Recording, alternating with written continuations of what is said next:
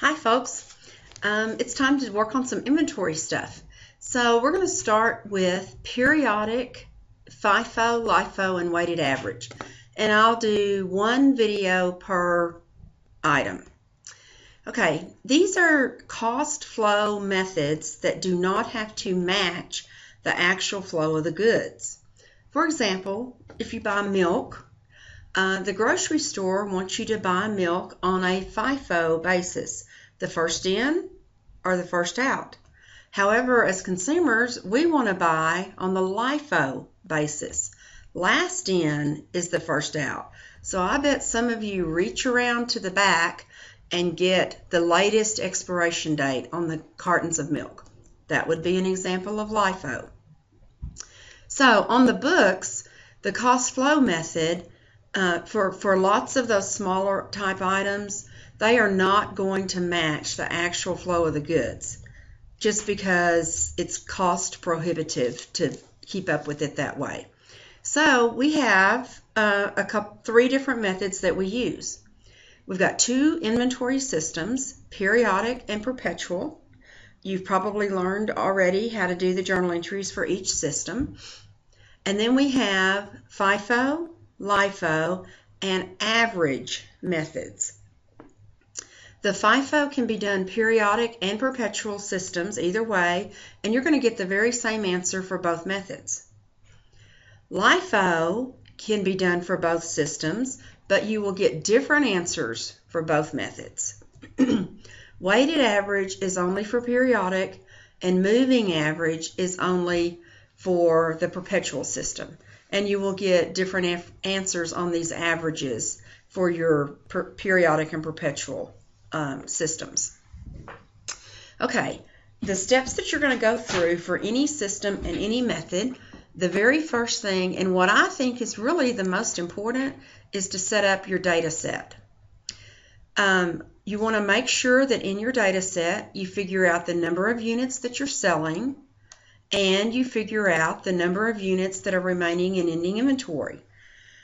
Because that's our goal, is to come up with cost of goods sold, so the cost of the units we sell, and the cost of the units in our ending inventory.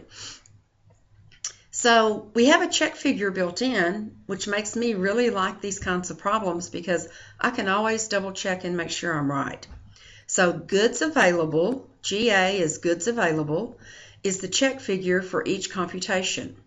So our goal for each of the 5 different methods, are we're going to come up with the dollars for cost of goods sold and the dollars for ending inventory for FIFO, for LIFO, for average under both periodic and perpetual. Okay, number 6. The last thing we do is we prove that the dollars we got, the dollars and the units for cost of goods sold plus ending inventory are going to equal the goods available, units and dollars, which is our check figure. So we'll know if we did it right. Alrighty, let's get started with FIFO periodic. Okay, FIFO stands for first in, first out.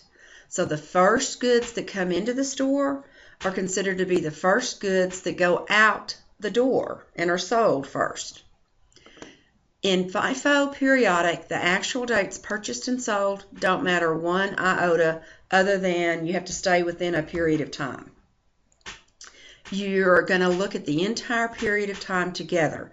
So you don't do the FIFO periodic, you don't determine cost of goods sold or ending inventory until the very end of the period. So in our data set, let's see, that should come over some more, I think. In our data set, nope, I'm in column A. Okay,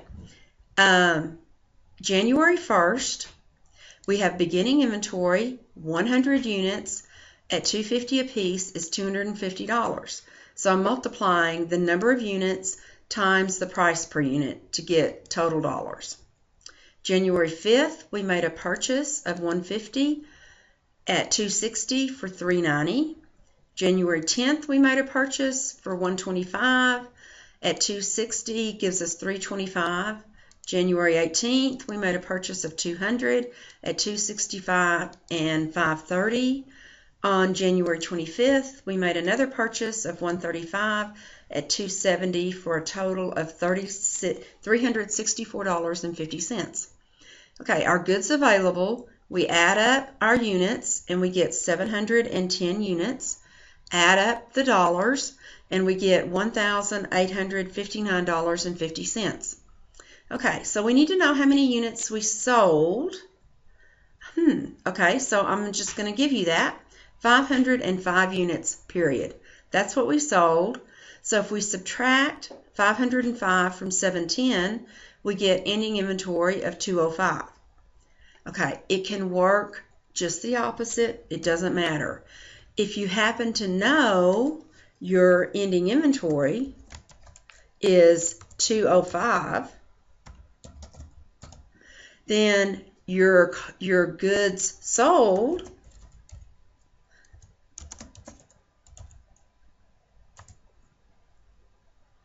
hang on, everything's in a different spot. Okay, your goods sold is 505. So it doesn't really matter whether you subtract the ending inventory from goods available to get goods sold, or if you subtract goods sold from goods available to get the ending inventory. It just doesn't matter. Okay, I'm going to think through this. I'm going to go ahead and delete my numbers here so that we can just work fresh with it. All right, the first thing I want to do is I want to set up cost of goods sold. I'm going to have my date, what happened, my number of units, dollars per unit, and then the total dollars. I'm going to do the same thing for ending inventory. And I'm going to put in a check figure. So my check figure for cost of goods sold is the 505 units that we sold. So what I'm going to do is I'm going to start at the top and I'm going to keep going down until I come up with 505 units sold.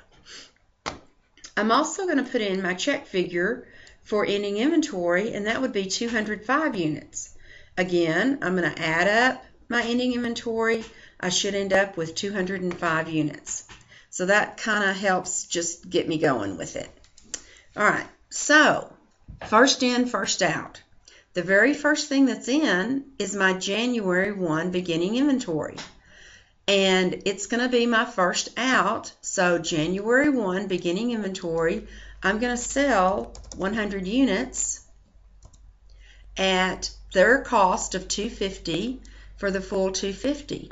So if I sold all of that set of units, then I will have 0 left in ending inventory. So the next purchase is January 5th, and I purchased 150.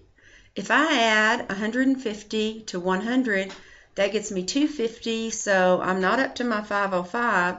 So I'm going to assume that I sold all 150 of those. And if I sold them all, then I have none left in ending inventory. Okay, keep going. The next transaction is January 10th purchase of 125. If I take 250 and add 125 to it, I get 375. I'm not up to 505 yet, so I'm going to sell all 125 of those. And if I sell them all, I have none of them left. Okay, next one, January 18th. We purchased 200 units. So if I take 375 and add 200 to it, I have 575 units sold. That is too many. I only want 505. So what I'm going to do is I'm going to take my check figure of 505 and I'm going to subtract 375 from it. Let's try again. 505, 375, subtract. That's going to give me 130 units. Now I'm there. So here, if I take the 200 units that I purchased, subtract the 130 that I sold, that leaves me with 70 units left in my ending inventory. Okay, let me say it again. We had purchased 200 units. To get to my 505 units, I only sold 130. So 200 minus 130 will leave 70 units out of that purchase left in ending inventory. Okay, so my last purchase of 135, since I'm already at my total units sold, I didn't sell any of them, so they all 135, remain in ending inventory, which gets me to my check figure of 205 units left in ending inventory. Okay, so now, final step, we've taken care of every piece of item in our data set, and I can prove that it's right. So I'm going to take cost of goods sold. My units are 505, my dollars 1309.50. My ending inventory units are 205. My dollars are $550. Add them up, and I get goods available 710, 1859.50. Okay, 710 and 1859.50, they equal. So I did it right. Okay, there's FIFO. Come back again for LIFO periodic, and we'll talk about it. Thanks. Bye.